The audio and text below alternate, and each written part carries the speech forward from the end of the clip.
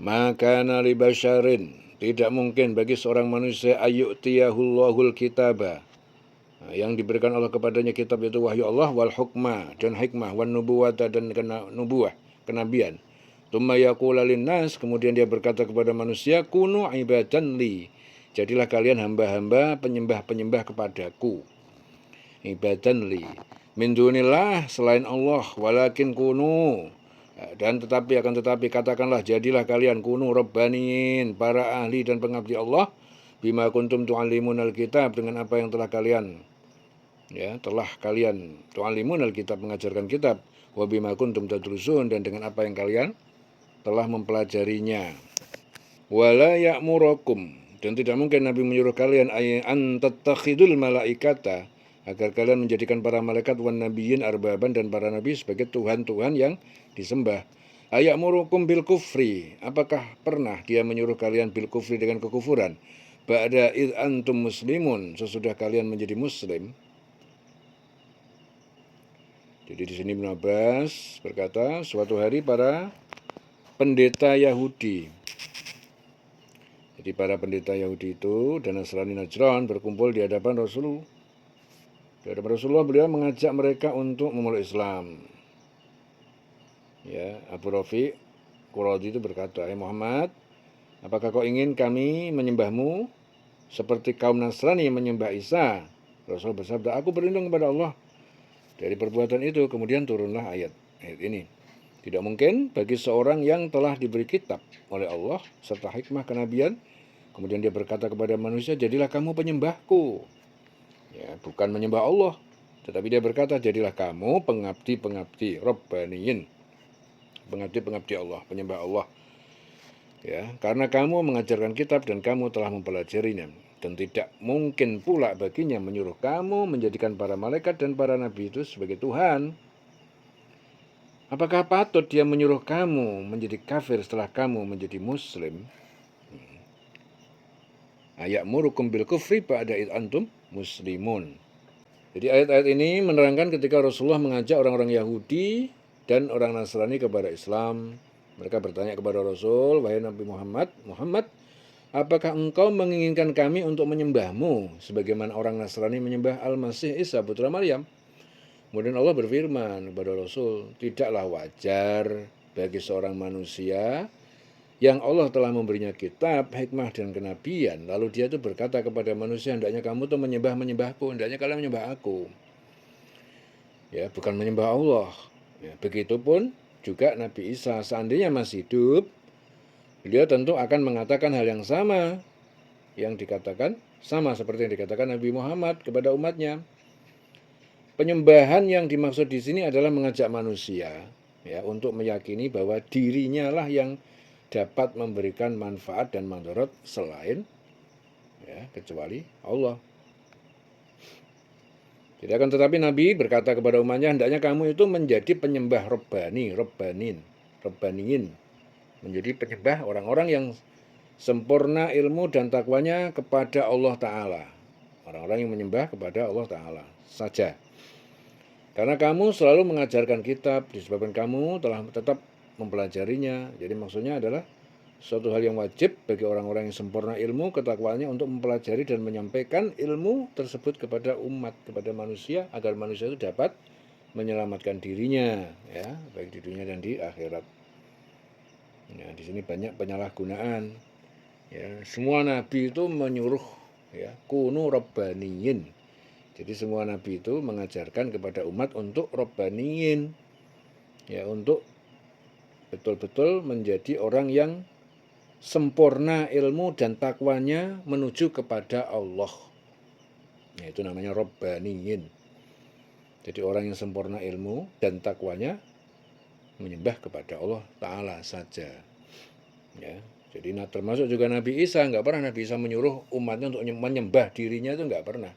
Semua para nabi mengajak umatnya untuk menyembah kepada Allah saja. Dan tidak wajar pula baginya itu menyuruh kamu, ya tidak wajar juga, ya menyuruh kamu untuk menjadikan malaikat dan para nabi itu sebagai Tuhan. Jadi tidak dibenarkan seorang nabi menyuruh umatnya menyembah atau taat kepada selain Allah, karena sesungguhnya yang mereka sampaikan itu tidak ada Tuhan kecuali Allah dan tidak ada sekutu baginya. Jadi semua para nabi itu hanya menyampaikan itu intinya, tidak ada Tuhan selain Allah dan tidak ada sekutu baginya. Jadi tidak mungkin para nabi itu menjadikan dirinya untuk disembah dan juga para malaikat. Ya. Nah, makanya kalau ada seorang ulama kiai yang terlalu kepengen dihormati di DP-DP ini disembah-sembah, itu sudah menyalahi hukum Al-Quran. Jadi kalau kalian menjadi ulama, menjadi kiai, jadilah yang wajar, yang biasa saja, ya seperti yang diajarkan Rasulullah Shallallahu Alaihi Wasallam. Ya, tidak perlu menjadikan murid-murid kalian itu ngerungguk-ngerungguk kaya wong nyembah-nyembah. Ya, terlalu DP-DP. Leng ngagung-ngagung ke gurune sek temenanan, sementara di hadapan Allah santai-santai saja. Ya, mau menghadap Allah dalam sholat saja biasa-biasa saja. Kok neng ngarepe ya, manusia sebagai makhluk, kendati bentuk gurunya sekalipun, ning dungkruk-dungkruk sek meh kaya meh wong kejungkel kaya ngono kuwi. Ya. Itu terlalu berlebihan dan itu tidak boleh. Itu lama-lama akan menjadikan gurunya sebagai Tuhan-Tuhan baru. Ya, itu bahaya. Maksudnya kalau sudah begitu Allah murka. Ya. Tetap menghormati, memuliakan, tapi yang biasa-biasa saja, tidak usah berlebih-lebihan. Ya. Akibat berlebih-lebihan yaitu tadi peristiwa-peristiwa seperti zaman dulu itu. Ada orang soleh, karena dia soleh, akhirnya untuk mengenang jasanya, fotonya ditaruh di rumahnya. Nah, lama-lama foto itu diyakini memiliki kekeramatan. Lama-lama supaya lebih kuat lagi dibikinkan apa? Braholo, patung-patung untuk mengingat jasa-jasanya. Lama-lama saking sungkemnya disembah patungnya. Nah, begitulah cara setan untuk membelokkan akidah. Ya, tauhid manusia seperti itu. Nah, zaman dulu belum ada tukang foto, ya, maka zaman dulu akhirnya dia untuk mengingat jasa-jasa orang soleh itu dengan membuat apa? Patung-patung berhala-berhala. Lama-lama akhirnya disembah. Zaman modern sekarang pakainya apa? Foto. Nah, jadi kalau dia bangga dengan orang-orang yang soleh, yang alim, karena kebanggaan fotonya dipajang, ya memajang foto nggak apa-apa. Tapi yang nggak boleh adalah meyakini, ya, dan punya i'tiqad, keyakinan yang kuat, i'timad, pesandaran. Ya, akhirnya foto itu seakan-akan keramat, ya, memiliki kelebihan-kelebihan, memberi manfaat dan madarat. Karena tidak ada yang bisa memberikan manfaat dan madarat kecuali Allah Subhanahu wa taala, ya. Hati-hati ya. Tapi kalau sekedar dipajang, ya tidak apa-apa. Yang penting i'tiqadnya, ya, keyakinannya, ya, anggap biasa-biasa saja. Jelas ya? Ya, pengen jadi kiai ya biasa-biasa aja, ya olahraga, ya bercocok tanam, ya pergi ke pasar. Para nabi juga begitu kok. Ya. Jangan menjadi seorang pemimpin, seorang guru, seorang kiai yang mintanya cuma dilayani tok, diladeni tok, tapi tidak pernah memberikan keteladanan. Ya, berulang, kepengen dilayani melulu. Ya, mengajar, ya juga sikap hidupnya juga memberikan teladan, percontohan. Ya, Nabi itu begitu, Nabi Muhammad itu bergabung sama santri-santrinya.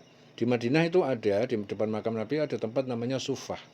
Sufah itu, disebut Sufah itu karena apa? Ashabus Sufah itu sahabat-sahabat Nabi yang dulu 24 jam mengawal Nabi. Ya, caranya sekarang dia santri-santrinya Kanjeng Nabi. Tidur, makan, bareng sama Nabi 24 jam selalu bersama Nabi.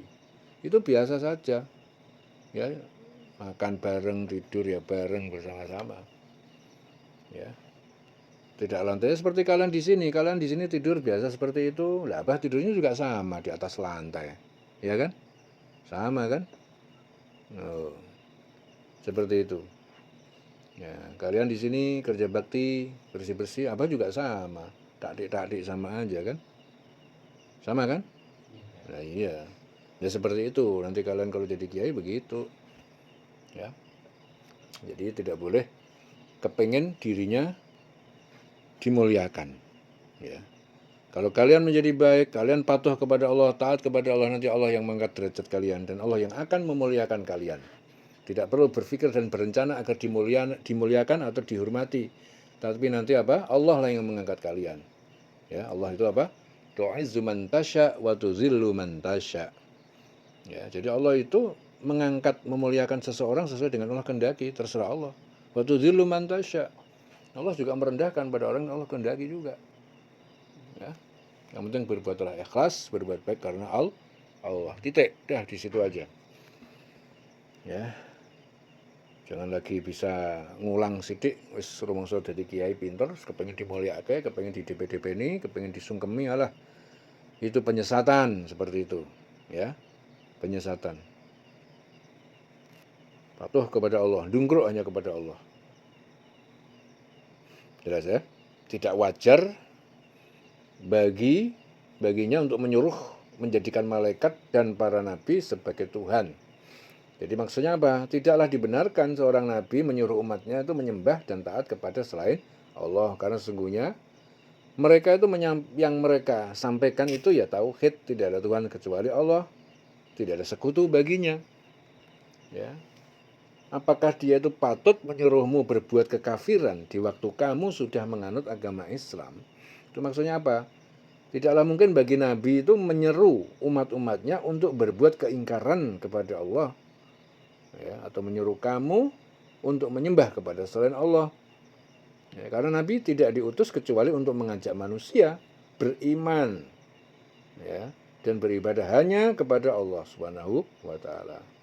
Jadi ini yang diwahyukan Allah kepada para rasul untuk disampaikan kepada manusia, kepada umatnya, agar manusia tersebut dapat selamat di dunia dan di akhirat. Jadi Adi bin Hatim bertanya kepada Rasulullah, ya Rasulullah, mereka tidak menyembah para pendeta dan rahib mereka. Beliau menjawab, tidak. Bahkan mereka, para pendeta dan rahib itu, menghalalkan yang haram dan mengharamkan yang halal bagi mereka, lalu mereka pun mengikutinya. Maka yang demikian itulah penyembahan mereka terhadap para pendeta dan rahib mereka. Itu hadis diriwayatkan oleh Tirmidzi. Ya, jelas ya. Aya'murukum bil kufri ba'da id antum muslimun. Ya. Apakah patut dia menyuruh kamu menjadi kafir setelah kamu menjadi muslim? Wa iz akhadallahu mitsaqan nabiyyin wa iz akhadallahu, dan ingatlah ketika Allah mengambil mitsaqa, perjanjian an-nabiyyin, para nabi, lama ataitukum min kitabin, manakala aku memberikan kepada kalian min kitabin, dari kitab, wa hikmatin, dan hikmah, summa ja'akum rasulun, kemudian datang kepada kalian seorang rasul, musaddiqun lima ma'akum, yang membenarkan terhadap apa yang, atau kitab yang bersama kalian, la tu'minunna bihi, niscaya kalian benar-benar akan beriman kepadanya, wala tansurunnahu, dan kalian benar-benar menolongnya. Qala, dia Allah berfirman, a'aqrartum, apakah kalian mengakui, wa akhadtum, dan kalian menyetujui, ala dzalikum isri, ya, atas perjanjian denganku. Qalu, para nabi berkata, aqrarna, kami mengakui, menyetujui. Qala, dia berfirman, Allah berfirman, fashhadu, maka bersaksilah kalian, para nabi dan pengikutnya, wa ana ma'akum, dan aku bersama kalian, minasyahidin, sebagai saksi, para saksi. Faman tawalla, dan maka siapa yang dia berpaling ba'da dzalik, sesudah perjanjian itu, faulaika humul fasiqun, maka mereka adalah orang yang fasik. Di sini Ibnu Abbas berkata, suatu saat Umar bin Khattab menghadap Rasul dan berkata, wahai Rasul, aku memerintahkan saudaraku, ya, seorang Yahudi Bani Quraisyah, untuk menuliskan seluruh isi Taurat. Ya, kali ini aku ingin mengklarifikasi apakah benar atau salah kepadamu. Rasul langsung berubah wajahnya, tanda tidak setuju, dan bersabda, jika Musa masih ada, lalu kau mengikutinya dengan meninggalkan ajaranku, tentu kau akan tersesat. Kemudian turunlah ayat ini tadi. Ya, dan ingatlah ketika Allah mengambil perjanjian dari para nabi, manakala aku memberikan kitab dan hikmah kepadamu, lalu datang kepada kamu seorang rasul membenarkan apa yang ada pada kamu, niscaya kamu akan sungguh-sungguh beriman kepadanya dan menolongnya. Jadi para nabi itu berjanji kepada Allah bahwa bila mana datang Rasul yang bernama Muhammad, mereka akan beriman kepadanya dan menolongnya. Jadi perjanjian nabi-nabi ini mengikat pula para umatnya. Ya, Allah berfirman, apakah kamu setuju? Dan mereka menerima perjanjian denganku atas yang demikian itu. Jadi mereka menjawab, kami setuju. Allah berfirman, kalau begitu bersaksilah kamu, wahai para nabi, dan aku menjadi saksi bersama kamu. Maka barang siapa berpaling setelah itu, maka mereka itu orang yang fasik. Ya, jadi di sini ayat ini menerangkan apa? Bahwa Allah itu telah mengambil perjanjian dari para nabi yang diutusnya sejak mulai Nabi Adam sampai Nabi Isa. Jadi dalam janji tersebut, ya, apa? Sungguh apa yang aku berikan kepada kamu berupa kitab dan hikmah. Ya, kemudian datang kepada kamu seorang Rasul yang membenarkan apa yang ada pada kamu. Ya. Apakah kamu akan sungguh-sungguh beriman kepadanya dan menolongnya? Kemudian Allah berfirman, apakah kamu mengakui dan menerima perjanjianku terhadap yang demikian itu? Mereka menjawab, kami mengakui. Ya, Allah berfirman, kalau begitu bersaksilah. Saksikanlah, hai para nabi. Kalau begitu, saksikanlah, hai para nabi. Ya. Dan aku menjadi saksi pula bersama kamu. Jadi para nabi itu mendapatkan kitab dan hikmah dari Allah, kemudian diutus oleh Allah Ta'ala untuk diutus seorang Rasul, yaitu Muhammad, yang membenarkan kitab-kitab yang ada pada mereka dan mengakui kenabian mereka. Ya, maka mereka para nabi ditanya oleh Allah, apakah kamu sungguh-sungguh beriman kepadanya dan menolongnya? Jadi menjadi satu pertanyaan, apakah orang-orang yang telah meninggal dunia itu dapat beriman dan menolong orang-orang yang masih hidup? Ya, akan tetapi Allah itu berfirman, janganlah kamu mengatakan terhadap orang yang gugur di jalan Allah itu bahwa mereka itu mati. Ya, bahkan sebenarnya mereka itu hidup, tetapi kamu tidak menyadarinya. Ya, jadi dari ayat yang telah diwahyukan oleh Allah kepada Rasulnya, itu dapat diambil kesimpulan bahwa pada hakikatnya para nabi itu tidak mati seperti kematian manusia pada umumnya. Ya, karena Allah itu mengatakan bahwa mereka itu hidup, dan bukti bahwa mereka itu beriman kepada Nabi itu pada saat sholat di Masjidil Aqsa. Ya, jadi saat peristiwa Isra Mi'raj, Nabi Muhammad itu menjadi imamnya para nabi menjadi makmumnya. Jadi andai kata mereka tidak beriman kepada Nabi, tentu mereka tidak akan pernah mau untuk menjadikan beliau sebagai imam saat sholat. Ya. Dan pada saat terjadinya Mi'raj, Nabi Musa menolong Nabi Muhammad dengan memberikan saran agar kiranya beliau memohonkan keringanan kepada Allah, memerintahkan sholat yang diperintahkan kepada beliau, ya, pada umatnya 50 kali dalam sehari semalam. Itu sebagian kecil dari bukti-bukti bahwa para nabi, itu mereka itu telah menunaikan perjanjiannya kepada Allah. Jadi karena mereka khawatir, takut andai kata mereka itu berpaling dari perjanjian mereka kepada Allah, maka Allah akan memasukkan dalam golongan orang yang fasik kalau mereka berpaling. Jadi para nabi semuanya itu, semua nabi itu bersaksi bahwa nanti ada nabi yang terakhir namanya Muhammad, dia itu juga ajarannya sama dengan ajaran para nabi sebelumnya, mengajak kepada Allah. Jika Nabi Muhammad itu datang, maka kalian semua para nabi itu harus bersaksi, bersumpah untuk mengakui dan mengikuti dan menolongnya. Ya, itu harusnya yang terjadi begitu. Tapi ternyata akhir zaman sekarang ini, ya, pengikut Nabi sebelum Nabi Muhammad, ya, mereka banyak juga yang mengingkari itu. Kenapa? Ya karena dibelok-belokkan tadi.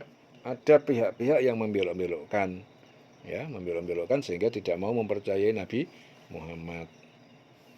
Ya, jelas ya. Ya, aslinya mereka itu sudah bersumpah para nabi, mulai dari Nabi Adam sampai Nabi Isa. Aslinya seperti itu. Nah, maka bagi orang-orang yang sadar, ya, orang-orang pengikut Nabi Isa yang betul-betul faham mengikuti ajarannya Isa, pasti akan menghormati dan mengikuti ajaran Nabi Muhammad SAW. Ya, jelas ya. Nah, di dalam Sulawesi.